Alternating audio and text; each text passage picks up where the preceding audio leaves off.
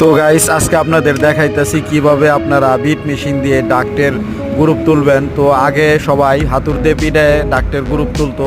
তো আমি নিজে একটা মেশিন তৈরি করেছি। এই মেশিনটা দিয়ে আপনি ঘুরায় ঘুরায় তো ডাক্টের বাস তুলতে পারবেন এবং আপনার বাসগুলো হবে অনেক নিখুঁত আর অনেক সুন্দর। দেখতেছেন আমরা মেশিন দিয়ে ডাক্টের বাস তুলতেছি। তো বাংলাতে যাকে বলে কামরি বাস, এই বাসগুলো আপনি ডাক্টের মধ্যে ডাক্টের বড় সিটে এবং